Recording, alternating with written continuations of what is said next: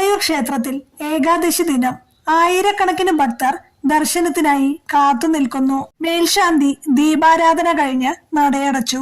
എല്ലാവരും പതിയെ മടങ്ങി തുടങ്ങി. അന്നേ ദിവസം ക്ഷേത്രത്തിന്റെ കിഴക്കേ നടയിൽ പഴകിയ വസ്ത്രം ധരിച്ച ഒരു വയോധികൻ ഇരിക്കുകയായിരുന്നു. 3 ദിവസമായി അദ്ദേഹത്തിന് ഭക്ഷണം കിട്ടിയിരുന്നില്ല. കണ്ണു നിറഞ്ഞ് അദ്ദേഹം പറഞ്ഞു, "കണ്ണാ, നിന്നെ കാണാൻ വന്നതാ. പക്ഷേ വിശപ്പും ക്ഷീണവും കാരണം എഴുന്നേൽക്കാൻ പോലും കഴിയുന്നില്ല." അത് പറഞ്ഞ് അദ്ദേഹം അവിടെ തന്നെ കിടന്നു. ആ രാത്രി ക്ഷേത്രം പൂട്ടിയ ശേഷം മേൽശാന്തി പതിവ് പോലെ ശ്രീകോവിലിൽ അവസാനമായി നോക്കിയപ്പോൾ വിഗ്രഹത്തിന്റെ മുഖത്ത് പതിവിലും കൂടുതൽ പുഞ്ചിരി കണ്ടു.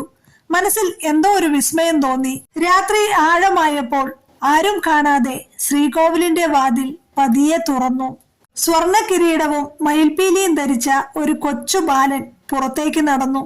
കാൽപാദങ്ങളിൽ ചിലമ്പൊലി, മുഖത്ത് കുസൃതി നിറഞ്ഞ പുഞ്ചിരി. ക്ഷേത്രത്തിലെ ആനകളും പശുക്കളും ആ ബാലനെ കണ്ടപ്പോൾ ശാന്തമായി തലകുനിച്ചു. കണ്ണൻ നേരെ കിഴക്കേ നടയിലേക്ക് നടന്നു. അവിടെ വിശന്നു കിടന്നിരുന്ന വയോധികന്റെ അടുത്തെത്തി മൃദുവായി വിളിച്ചു, "അപ്പൂപ്പാ, എഴുന്നേൽക്കൂ." വയോധികൻ കണ്ണു തുറന്നു. മുന്നിൽ ഒരു കൊച്ചു ബാലൻ, കയ്യിൽ ചൂടുള്ള പാൽപായസവും വെണ്ണയും. "ഇത് കഴിക്കൂ, വിശന്നിരിക്കരുത്." അവൻ തന്റെ കയ്യിലുള്ള പാൽപായസവും വെണ്ണയും അദ്ദേഹത്തിന് കൊടുത്തു. വിശന്നിരുന്ന അയാൾ അത് മുഴുവനും കഴിച്ചു.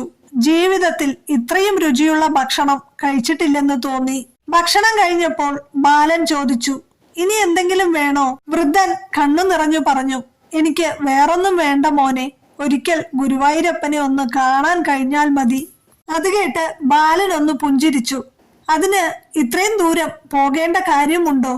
ഞാനിപ്പോൾ നിന്റെ മുന്നിലല്ലേ നിൽക്കുന്നത്." ആ വാക്കുകൾ കേട്ടതും വൃദ്ധൻ ആകെ അത്ഭുതപ്പെട്ടുപോയി. ആ ബാലന്റെ ശരീരം ഒരു ദിവ്യ പ്രകാശമായി മാറി. 4 കൈകളിൽ ശംഖും ചക്രവും ഗദയും താമരയും. കിരീടത്തിന്റെ തേജസ് ചുറ്റും പരന്നു. വൃദ്ധൻ വിറച്ചുകൊണ്ട് വിളിച്ചു, "ഗുരുവായൂരപ്പ." അടുത്ത നിമിഷം ആ ദിവ്യരൂപം അപ്രത്യക്ഷമായി. പിറ്റേന്ന് രാവിലെ മേൽശാന്തി ശ്രീകോവിലിൽ എത്തിയപ്പോൾ ഭഗവാന്റെ തിരുവടികളിൽ ചെളിത്തരികളും പാദങ്ങളിൽ ചെറിയ പുല്ലിൻ തുണ്ടുകളും കണ്ടു. അതിശയത്തോടെ അവ വൃത്തിയാക്കുമ്പോൾ പുറത്ത് കിഴക്കേ നടയിലിരുന്ന ആ വൃദ്ധൻ തന്റെ അനുഭവം എല്ലാവരോടും പറഞ്ഞുകൊണ്ടിരുന്നു.